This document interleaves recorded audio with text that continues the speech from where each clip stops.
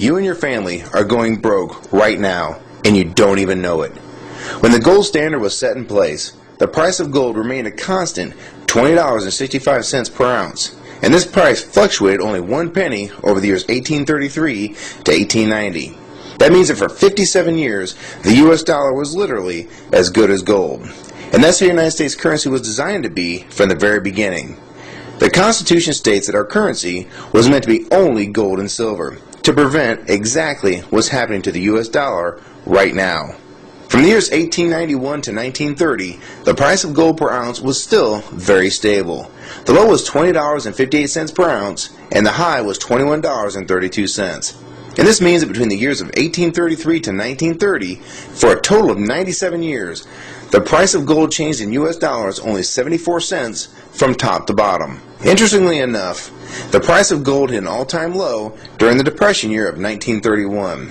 And many people believe this is done on purpose by the newly formed Federal Reserve to really twist the knife in the economy of the day, by reducing the total amount of money in circulation and thus making even the smallest amount of money very tough to come by. There is a common mistake by some people to think that the Great Depression is why the Federal Reserve was created.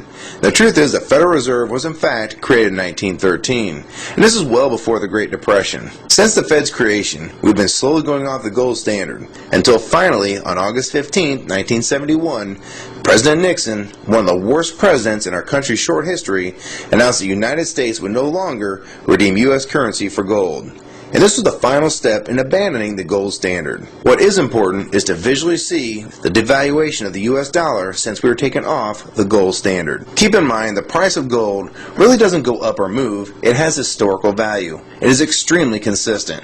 So instead of seeing this as the price of gold going up, you need to see this as the value of the dollar dropping like a rock. The price of gold has been flying right now. It has recently been as high as $1,030 an ounce, all the way down to $870 an ounce. And what I find most interesting is if you want to buy a brand new Corvette convertible in 2008, it would cost roughly $55,000. So in gold, that would be roughly 60 ounces of gold at the spot price of $930 per ounce.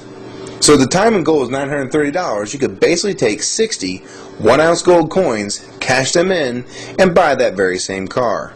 Inversely, if you remove inflation and the devaluation of the dollar, as if the U.S. currency was still attached to the gold standard, as it was originally intended when this country was founded, that same car being bought with the same 60 ounces of gold would have a gold standard value of only $1,200, or the same 60 $20 1-ounce double eagles. So if that car price today is $55,000 and the gold standard value is $1,200, this means that we're sitting on roughly $53,800 inflation over the last 100 years for a $1,200 item. This brings the original dollar value to roughly 2 cents of today's money. I'm sure this is pretty tough to imagine, and some people can't handle this concept and will try and blow it off as incorrect. The fact is, this is what's really going on with our currency. Don't believe me? Try this one. Back in 1964 and earlier, a quarter would buy you roughly a gallon of gas. This is because the quarters made in 1964 and earlier were made of 90% silver and 10% copper. So the spot price of silver being $17.20 an ounce, this makes that quarter's actual value $3.11. So you can see that same 1964 quarter will still buy you roughly a gallon of gas today.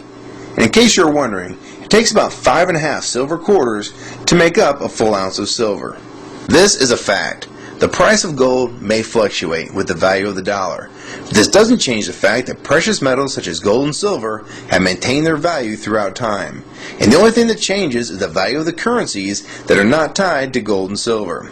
This is what the Founding Fathers warned us about and tried to prevent from happening with the Constitution.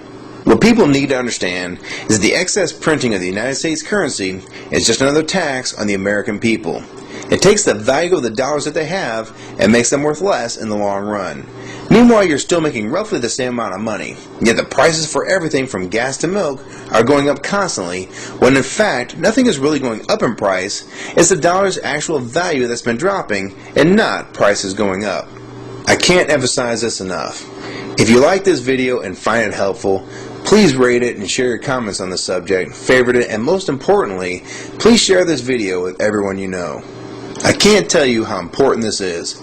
We need to let people know that they're losing all they worked so hard for and they don't even know it.